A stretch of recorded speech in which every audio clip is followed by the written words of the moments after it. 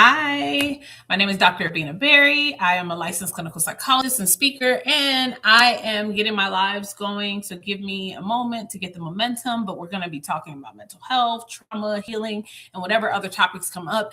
In case my other live on TikTok takes a while to get going, because that's usually the one where I have more people in real time, then I will maybe have a slow start on this one here, so you can always skip forward if you're watching, because I promise the conversation is going to be worth it. Also, this back here is my 5-star rated book if you want to check it out. Hi, Savannah. Thank you for coming back. Hello. Welcome in, you all. We're going to get started. I am a licensed clinical psychologist. My name is Dr. Abena Berry, and I am here to answer questions, have conversation, talk about all things human, and any thoughts or topics that you all want to bring up related to your humanness is the easiest way to think about it. I'm going to hope and pray that TikTok is kind today. So far, it's not going very well. But we'll see. We'll see what happens. Savannah, thank you so much for trying. We'll see what happens though. Hopefully people join us. And if not, I'll just start randomly talking. I should have like a list of topics just that I can pull out of I might make like a bowl or something with little pieces of paper with topics. I'm trying to think what just organically comes to mind right now. Trauma is always at the forefront of the mind because I feel like that's the most, like, one of the most important topics. Oh, I know what I could start talking about. The shop brings people in automatically. Yeah, I know it does. But I can't do that on this page. And I was gonna do it on the other, my other TikTok page, but I didn't charge that phone. So it's like another phone that I use and it's not charged. Anyway, we'll do it later. Plus, I'm running low on stock, so I didn't want to do that right now. But anyway, okay. So the topic that was coming to mind is I saw, hi, welcome in. The topic that comes to mind that I saw a post earlier, it was on LinkedIn, where they were saying that, oh, did I? Yeah, I just got on. So the topic that came to mind is that I saw a post on LinkedIn where people were talking about how mental health has now beat out cancer when it comes to like the number one health concern. And people were in the comments discussing like why they think this is the case and all of that. Thank y'all so much for the likes. I really appreciate it. And so I had decided to repost the post because I had a lot of thoughts about it. So I guess I'll share some of those thoughts now. I wasn't surprised to see that. I feel like, so one of the things that somebody said was that mental health is no longer like a personal issue. It is what did they say? Personal issue. It is maybe like a societal issue or something like that. And I was like, well, when has it only ever been a personal issue? I know that because I see everything through the lens of mental health, because I basically do, that it may, we all have that realization when it starts to click that like mental health really is at the foundation of everything. Like you all hear me say that all the time. And I mean it in the most literal sense. And I want it to be taken as literally as possible because it really is at the foundation. Our mental health is just our brain. And our brain is us, and it's specifically our relationship. Yeah, exactly, Ashley, like literally. And I think people take it in when I say it, but they're like, yeah, wow. But I'm like, no, like, yeah, wow. Like really sit with it. Don't just, the brain we use to make choices. Exactly. Frontal lobe is where choice comes from and decision making and all of that. And all of our interactions, how well we're humaning together. Y'all know that I call it humaning well together or lack thereof. All of that stuff depends on the quality of our relationship with ourselves. Our relationships with other people and how well that goes depends on how well we're nurturing our relationship with ourselves, right? If a person has struggles with emotional regulation, that's going to show up in all of their relationships, right? And then it's going to impact how well communication goes, how well decision making goes, like Ashley brought up, like our choices and stuff, all of that stuff. So we have to realize how basically, I look forward to the day that we just go, oh wow, why don't we just implement systems that makes sure that mental health resources and education are accessible to all people, so that we can speed this thing up, so like the progress, right? Obviously we have a lot of healing and growth to do, but we can start speeding things up if we were to prioritize implementing that. But you all also know that I think that a lot of the people in power already know that, and it's by design that that's not happening, right? It's by design that there's a lot of misinformation and encouragement of you not educating yourself, and encouragement of being kind of fed just a lot of nonsense about mental health and other topics. I think good mental health is against their yeah, no, absolutely. Because when you don't prioritize, right, the mental well-being and emotional well-being of all people, right, then it allows a small subset of people to have a extreme amount of power and influence, right? So we all come into the world living into our divine energy. We understand how powerful we are. Hi, Joel, welcome in. We understand how powerful we are, right? Y'all often hear me talk about how during childhood, if you observe any child, like literally, I cannot stress this enough, any child, as long as that child is not growing up in a harmful environment where they're being abused, right? We're talking about a child that's in a safe environment where they're having healthy discipline, natural consequences. So that means non-abusive. No one is hitting, no one is yelling, no one is calling anyone out their name. There's no violence, right? Like we're talking about actual teaching, natural consequences, right? You draw on the wall, you have to clean it up. That's an example of a natural consequence, but you're also explaining why, right? That teaches accountability, self-awareness, boundaries, etc. Anyway, we all come into the world in our divine energy, right? Where this is why young children, as soon as they can move even a little bit, obviously we have differences in body abilities, right? Not everyone has the same abilities when it comes to our body, but still, nonetheless, when we're able to have some kind of movement or autonomy of any kind, what happens?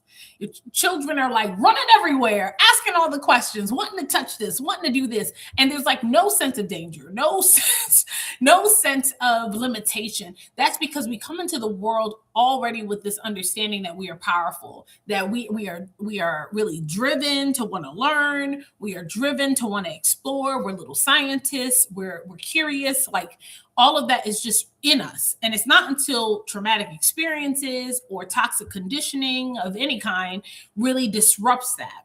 And instead, what's supposed to be happening is that energy, that belief in self, that desire to learn is supposed to be honed and like pull you further into your power, but teaching you the importance of like thinking before you do things, right? Natural, cause and effect, right? Scientifically it's been proven we can't even understand cause and effect in any kind of really significant, meaningful way until about 5 to 7 years old for the average child. And that's only in homes where you're actually being taught things, like where people are really taking the time to stimulate your mind, and teach you through conversation, through modeling, through repetition, through consistency. You all have also heard me say, if you want to know what great parenting looks like, it looks the same as a great teacher in school, because parenting is just teaching. It's supposed to be. I often say I wish we had just called it that, because then maybe people would understand what they're signing up for, right? Because if the idea of being a teacher, being a true nurturer, someone who's going to have to break things down and literally teach everything, like, I mean, everything, right? And then there's levels to learning, right? For instance, we can usually say the word toilet before we're potty trained, right? So you can understand you can say the word, and then eventually you learn what the object is. You might be able to say it before you actually know, oh, that's the toilet. And then even once you know what the toilet is, what it does, you still have to go through this whole process of body awareness, learn when you need to go to it, what it means to go to it. Some kids are very fearful to go to the bathroom in the beginning, right? Because it's uncomfortable and they're like, what's going on with my body?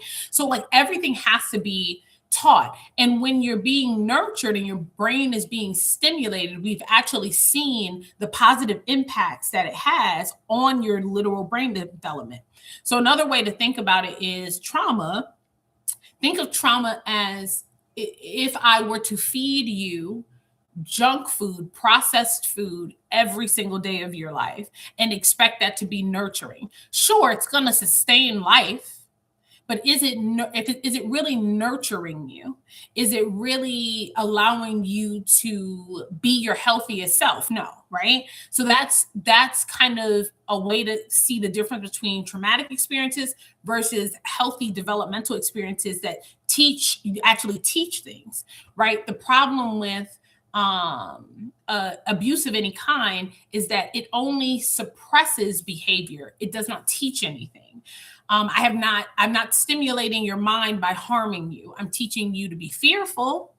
I'm teaching you that I'm unpredictable. I'm teaching you that you can't trust me. I'm teaching you that love and abuse are meant to coexist. And then we wonder why people get older and they seek out subconsciously the same kind of relationships where they're tolerating abuse and things like that, because that was the definition of love that was provided. Love was associated with violence. And so we can't be then surprised that because that was the foundational understanding that the child was given based on their experiences, that then they're at a higher risk of choosing that as an adult, right? So we have to just see how all this is connected.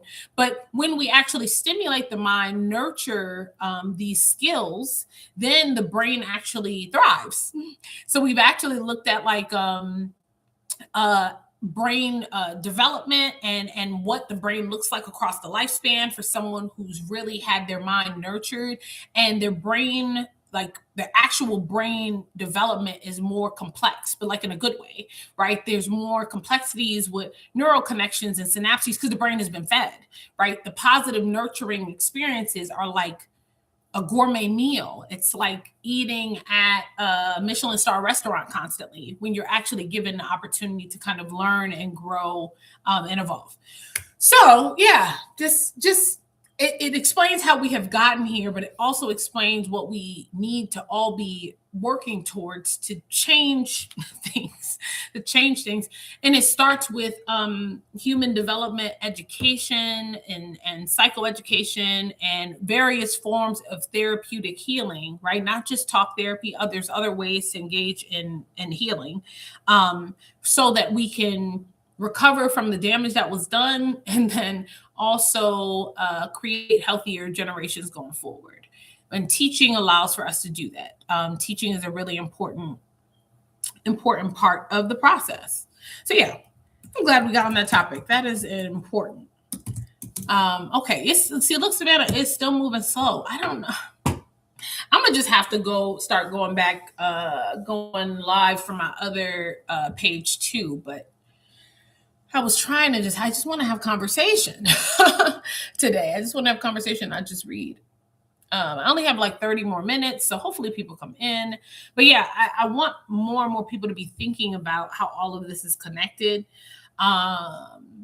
Another point that's related to this is a lot of the ways that calcium, welcome in, a lot of the ways that we have been conditioned to talk about mental health also pulls us away from the truth too. And what I mean by that is, for instance, a lot of people have been taught to just like when you come across someone, just kind of sum up their behavior. Like, let's say somebody's engaging in concerning behavior, or how they treat people is problematic, or their unwillingness to take accountability, whatever it may be. When that is happening, right? A lot of times people will just be like, oh, so-and-so is like something dismissive, right? That person's crazy, or what else will they say? Oh, that's just how they are. Instead of us really thinking about like, no, this person has a whole history that has led up to this point of their development. And so we really have to ask ourselves, no, what happened to this person that they turned out this way? And it's not to excuse anything. It's just to help us not water down.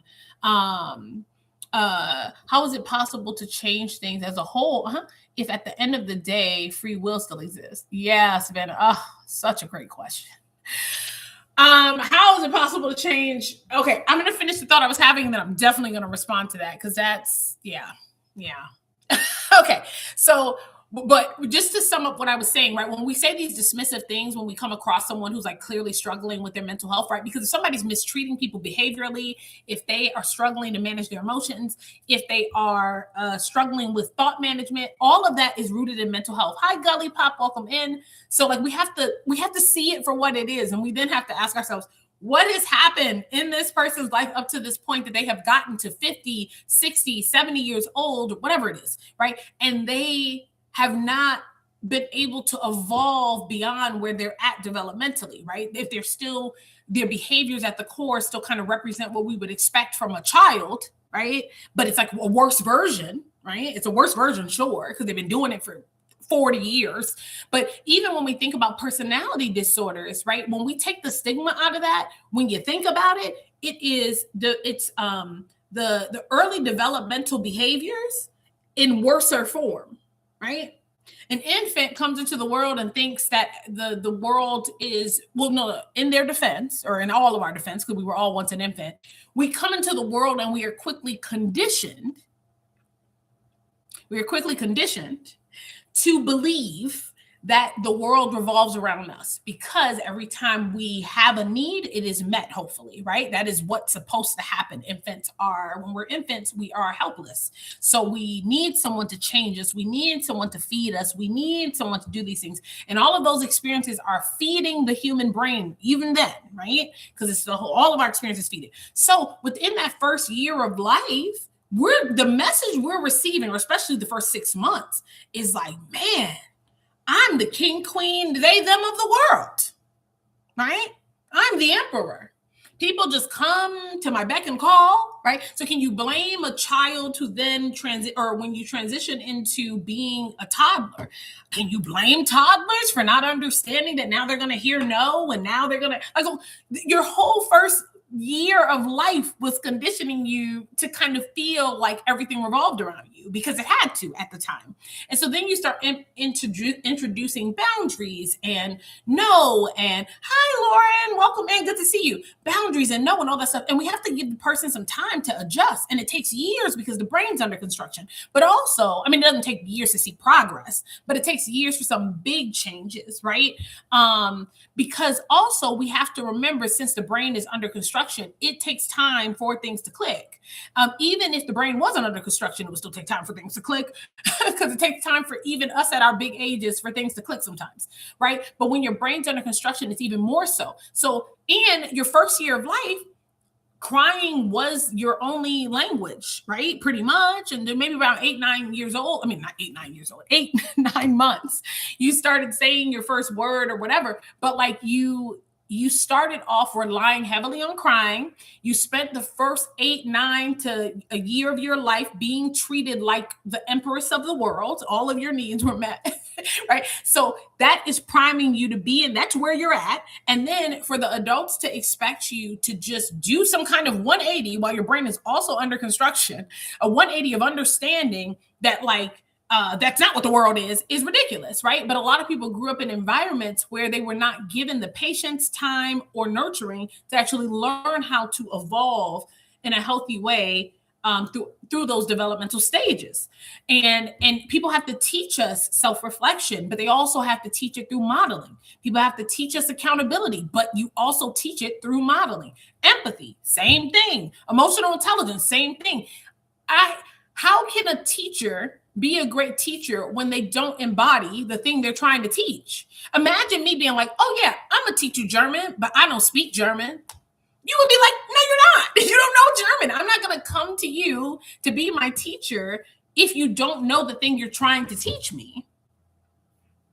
That doesn't make any sense. So this is why generational trauma happens, right? People get stuck at certain developmental ages because of trauma. Those what were once normal developmental behaviors turn into these worse versions of that same behavior, right? It goes from the innocence of being like self-focused and thinking people are supposed to meet your needs to it can grow into, over the years, narcissism, right? Like we see how it's just the same things in a worse version, right? Even human beings getting so emotionally dysregulated that they harm someone else, right? For like irrational and ridiculous reasons, right? Taking someone's life or whatever. Like even that is a reflection of a lack of emotional regulation skills, right? Somebody allowed that person to get bigger, but did not allow them opportunities to learn skills to manage their emotions. And now they're a danger, right? Right? What used to be them, hi, SB Beauty, how are you? Welcome in. What used to be them, maybe, when they were 2, throwing a tantrum at, falling out on the floor or something, or throwing a toy, it's now like, no, now they're 52, and those same emotions they have not, sometimes they were taught to pretend they don't have them, which makes it even worse, right? It's one thing to tell somebody that they have emotions and then not teach them what to do with them. It's even worse in some ways to tell them they don't have them, and even though they do, because we all have them, and then allowing them to like move through the world. Hi, best friend. And allowing them to move through the world without any education or skills to manage it. And in the worst case scenarios, it turns into all kind of stuff like violence and mistreatment of one another. So everything comes back to our mental health. But I want to answer Savannah's question from earlier. I'm going to pin it. I got to go back up and find it. There it is. Because it's a great question. Love Wolves, welcome in. So Savannah asked, how is it possible to change things as a whole if at the end of the day, free will still exists? I love this question so much. This question makes me cry sometimes. Not that it's fine, right? We know crying's healthy. What I mean is like, this is the problem, right? Like this is the battle we're up against. This is the battle we're up against. Okay, so yes, obviously change is possible with free will because it's happening, right? We're all in here because we care enough to learn. Clearly, you wouldn't be in my life if you didn't. So it's not that change can't happen with the existence of free will, but you're basically bringing up a really good point around like what makes it challenging. I would argue that the 2 things that make it most challenging to make progress is the unbelievable amount of misinformation about mental health, or lack of education on it. So I will put that in one category. And then the other piece being the we can call it the free will or the misuse of divine energy that's in people. Hi, Wanda, good to see you. And so what I mean by that, right? Remember how we just started this where I was talking about we all come into the world. Thank you so much, Wanda. I appreciate it. We all come into the world, right? Hi, I think it says Neil. Hello, Neil. Welcome in. We all come into the world in that divine energy. Like as soon as we're able to do things, like I said, we're wanting to explore. We feel essentially like invincible as toddlers. People have to teach us to like reel it in and that there's dangers and all of that stuff just for our safety. But because of the free will pieces, I do think there's something inherent within us as humans where because we are knowledge seekers, we also I think there's like this default that we have to learn to tame of wanting to believe that we know everything or that we know more than someone else. It's why young kids will, say like, this is a perfect example. So my son on, not yesterday, but the day before, he asked what day it was. Like he's asking me what day it is. And I said, honey, it's Sunday. And he was like, no, it's not. And I was like, yeah, no, it is. I don't know, like, where are we going with this? I was like, it is. And he's like, no. And I was like, Elliot, it is. I'm not gonna, we can't go back and forth about this. It is. I don't know what day you think it is, but you're asking me what day it is. And I'm telling you what day it is. So it is. And so we ended the conversation there, right? But I know at that moment, in that exchange, right? We have those exchanges with young kids, and a lot of times we'll just kind of laugh it off or whatever. But I also know it's a reflection of like his knowing and understanding that he is powerful and capable of knowing, right? And that he he desires to be someone who has knowledge, and he does have knowledge, but he's still like learning. And that's like the ego. That's like the stuff that is the foundational pieces of what can turn into healthy self-esteem and all of that. But it can cause that like push or pull. We have a hard time as human beings, especially when we first come into the world, accepting sometimes that we don't know something. It can be really upsetting. And I think that has something to do more so with the things that we don't fully understand from a soul or spiritual sense about us being the universe experiencing itself. I think that, around that theory of us being the universe experiencing itself, I think that that's let's say hypothetically, we really are the universe experiencing itself, right? Let's just run with this. I believe we are. So, but you can believe whatever you would like. But just for a moment, come into this hypothetical with me. There's no danger in sitting in a hypothetical. If we really are the universe experiencing itself, it would explain a lot about why human beings are often wanting to believe that they know all there is to know, right? It would also explain why we come into the world wanting to seek knowledge. It's such an interesting thing how we're drawn to seeking understanding, but we're also at least naturally in the beginning anyway, resistant to sometimes like acknowledging mistakes. People have to teach us that, right? To have tolerance for and understand the value of acknowledging a mistake and taking accountability. And if people don't teach you, you grow up to have severe personality issues and relationship issues.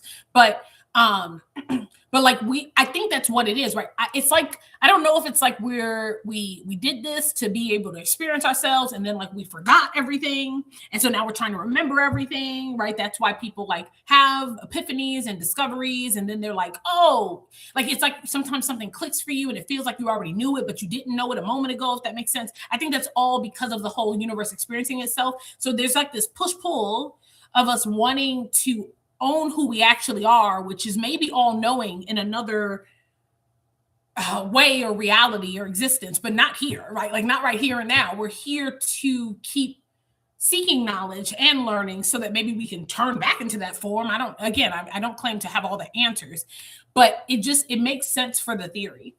It makes sense for the theory. And y'all know, or for those of you who've been rocking with me for a while, you know that I've gone through my own journey of like my beliefs around spirituality, religion, etc. Right? I was raised Baptist Christian and grew up in the church. And then once I got to college, I started studying the history of religion, and that kind of opened my eyes to more beyond what I was just conditioned to believe, which helped me to start forming my own beliefs. And then I would say in the past 3 years, especially, I've become more and more and more just kind of like open-minded spiritual. And I stand in the stance of, I don't have all the answers. I do believe in the concept of some type of higher power, but I see it more like, again, rooted in that whole, we are the universe experiencing itself. So that it's divine energy or capability that's in all of us. It's not, as of right now, I'm always open to my beliefs changing, but I don't see God as like a person in the sky. I see God as a reflection and a symbolic kind of word that humans have created for our power and connection to one another in the universe, if that makes sense. So yeah, I think this is all about us growing and evolving. It also clicked for me more when I started learning about social constructs, and y'all know I love talking about that. Social constructs, for people who don't know, is basically everything around you, whatever room you're in right now. If you look around the room, everything that you look at is a human invention, and it only has the meaning that humans have given it. And that kind of aligns with the whole God created everything, right? We are the creators of the things in our society. We have created the meaning, the structure. We have messed up in some ways for sure, and we have caused each other harm, but we're creating, just like all animals are, within their communities and within their societies, right? Ants have their creations, bees have their creations, dolphins, penguins, all of it, right? So I think we are all connected. We're all supposed to be understanding that and continuing to learn and explore and grow. But that's where my belief systems are at as of now. But I'm always open to learning more. But I think ultimately we just don't have all the answers, and we're not supposed to. We're supposed to be using this time to keep evolving, and treating this lifetime like the relay race that it is, learning from the mistakes of those before us, continuing to seek knowledge, and just growing as much as we can so that the people coming after us have even more understanding of our existence, right? And I think science explains God's work, so to speak, right? Our existence. I don't think it's a contradiction. So yeah, that's why our beliefs, we have to be open to our beliefs changing. And y'all know that in here, I wrote like a list of beliefs that humans used to have, that, you know, we now know are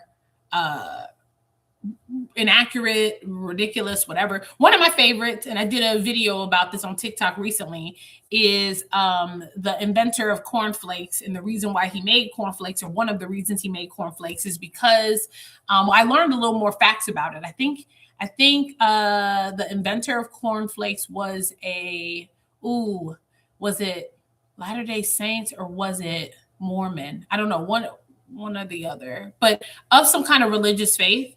And he made cornflakes because he thought that blander food would help human beings be less horny, essentially. And he thought that libido depended on if we're eating a lot of rich foods or a lot of flavors. And now we know that that's like scientifically false, but at the time that's what he believed, right? And there's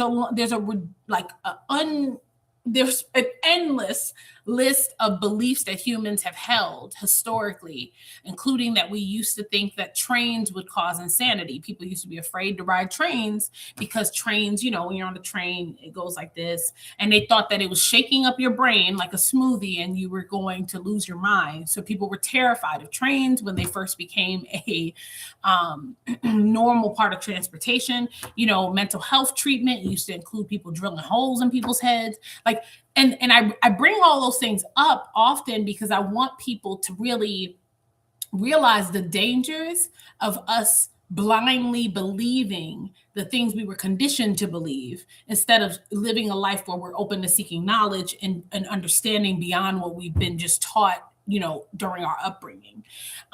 Because we often mistake the longevity of a belief for it to be fact. Right? We think, well, I believed this for X amount of time, so it has to be true. Or we mistakenly think that, like we don't always understand the difference between something that's factual versus something that maybe is a belief that people can have some variation with. But we have to be careful about any beliefs that cause harm to other people, right? Like, because it seems so simple, but I also understand why people are stuck. And so because of, like Savannah was saying, with the free will and all of that stuff, people are just, there's a stubbornness. In conclusion, there's a stubbornness, and the lack of education doesn't help. So people feel cognitive dissonance and they don't know what it is. They've never been taught what it is. So they're just resistant to it. They don't understand that cognitive dissonance is not just a call to like protect your current beliefs. It often is a call to analyze those beliefs, seek new knowledge. But people's were not taught how to regulate that feeling or to manage it when it happens. Especially if you grew up in an environment. Thank you so much. Welcome in, Jessica. Good to see you. Especially if you grew up in an environment where the adults around you really lived in a energy of like, I am your dictator. I am always right. You are always wrong. Hi, Coach Brown. Good to see you. Oh my gosh, welcome in. I was just thinking about you the other day because I had saw your review that you had left again for the book. And I was like, oh my gosh, I wonder how you're doing. I hope you're doing well. Yeah, it's good to see you too. It's good to see you too, Miss Tucker. Welcome in. But yeah, we just in conclusion, y'all, we have a lot of healing to do. I don't know if anybody has any specific questions. I just been chatting away and talking. I gotta go in like 8 minutes, but I'm happy to answer any questions or talk about a different topic if people have it. But this like bigger overarching kind of discussion, it's always so good to see you. I appreciate you being here. this overarching discussion, I really wish I could shout it from the rooftops. Because if I could just wave a magic wand, Savannah, and just get everyone to just like take in the fact that we are here to learn and grow, the fact that what trauma has truly done and how it's like plaguing us, the fact that we are continuing to allow made up social constructs to cause severe harm to different human beings.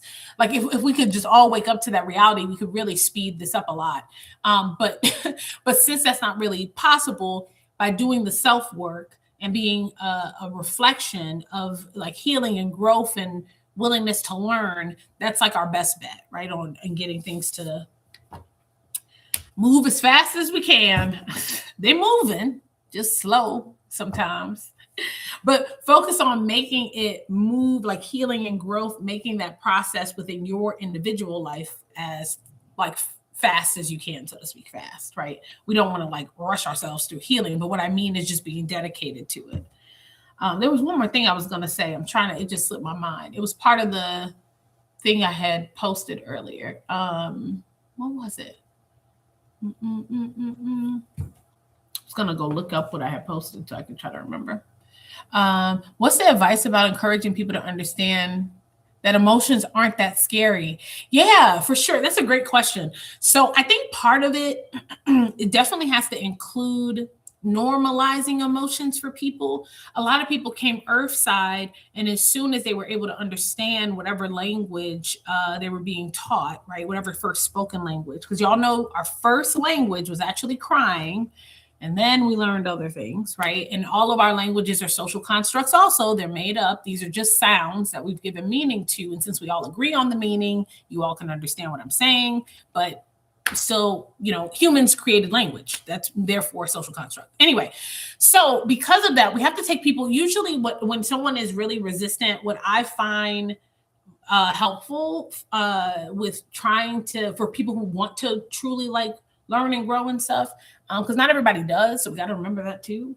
And we got to respect that, right? Even if we don't agree with it. So like starting from origin stuff can help things feel less scary.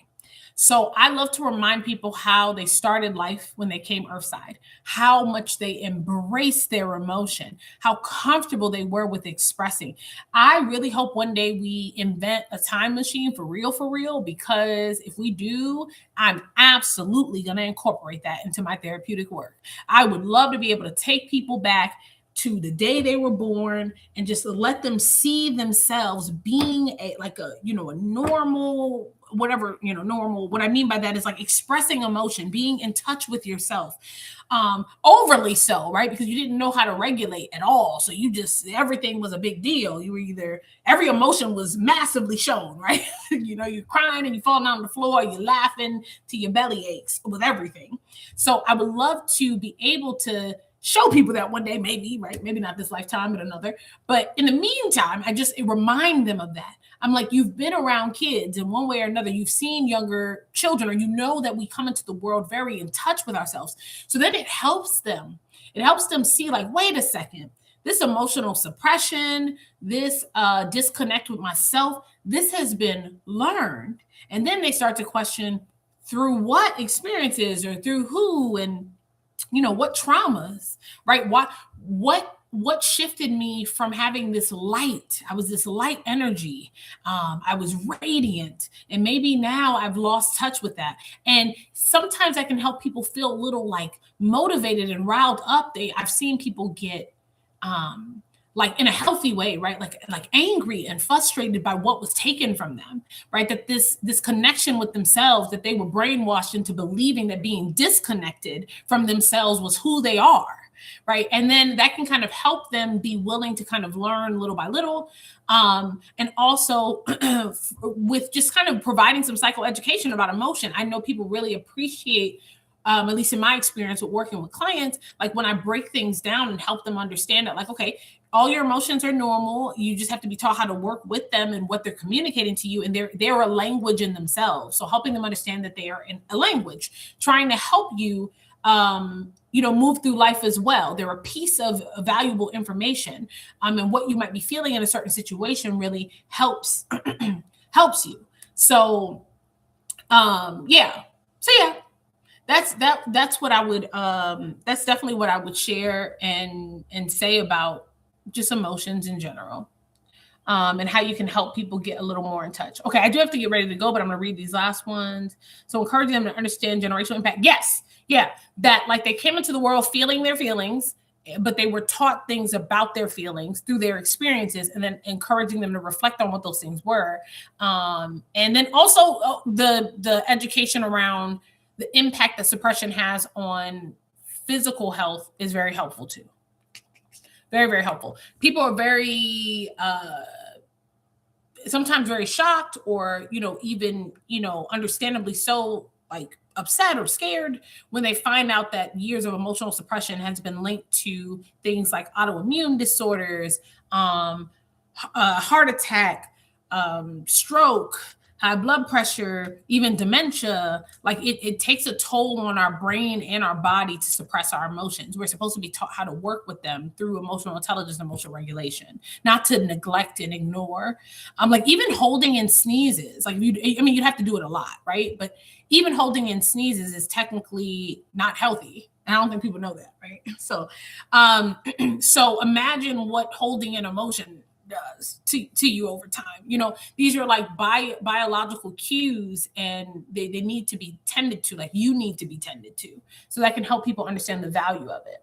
Usually people just need some kind of understanding of why these things matter, and then the psychoeducation around these things can kind of help with that. So on my healing journey, I saw my dad and his wife wasn't instantly triggered. Yeah, yep, that happens. So remember, the healing journey is and growth journey is a lifestyle. It's an ongoing thing, right? It's an ongoing thing. So you want to remind yourself that you're going to continue to have feelings about these experiences. And it doesn't mean you're not healing, right? Healing doesn't mean to become void of emotion. It means that you have become more deeply intimate with those emotions, and you know how to manage and regulate them, and you also understand them, and you expect them, and they like evolve over time. They're not as raw or intense as they used to be, but you're going to still feel things because you're a human being. So there's no getting around that. Oh, I appreciate you too, Coach Brown. I'm so glad that helped. Yeah, of course, Jessica. Yeah, I just did a video this will be the last thing I say. I just did a video the other day, or reposted, I guess, a video the other day about that very topic, because that's such a common misconception about healing.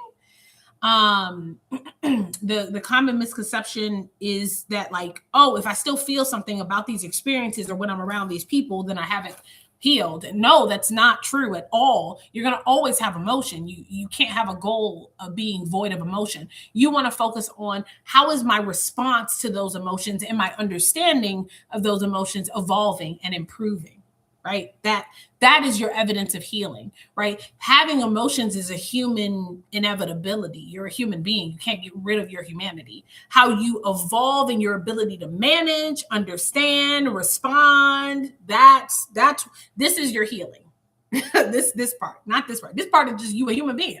So you're going to feel things, right? So anyway, but I have to go. Sending everybody love and light. Thank you all for hanging out with me. I really, really appreciate it. My triggers are now my identifiers when I need something. Yes. See? Response. Exactly, Coach Brown. Exactly. That's what we want to be doing, evolving in our response. But thank y'all so much for hanging out. I won't be back on tomorrow, but I might get on Thursday. Hope to see some of you all then. Hi, Nikki. And yeah, remember to move through the world with empathy and curiosity, not hate and judgment. And remember that we all benefit when we're all willing to learn and grow and seek knowledge. You're here to keep evolving. Remember how much you change from infancy to the first year of your life? That we were supposed to keep doing that like the whole time. Keep growing, keep evolving, keep learning, right? There's so much for you to discover about yourself. And yeah, and if anyone wants to work with me in any kind of way or has questions about my book, please send me a DM, because on TikTok, I can only say so much. It doesn't let you say a lot. But anyway, love you all. Bye-bye.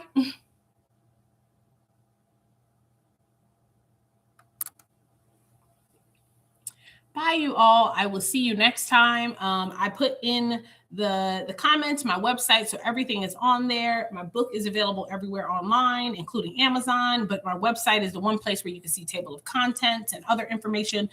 It's 5-star rated across platforms. And the most common question I get is, do I have to be Black to read this book? And the answer is no, you do not. My readers are of all different races and backgrounds, and the mental health tools in my book are universal. So it still applies to all humans. But if you are a person of color or part of the Black community, you get the extra bonus of some representation throughout the book. But the book is a mental health book at the end of the day that's filled with mental health tools that apply to everyone. So hopefully that is helpful. And thank y'all for hanging out with me over here on YouTube too. And I will see you all next time. Like I said, I'll probably be back on Thursday. Bye.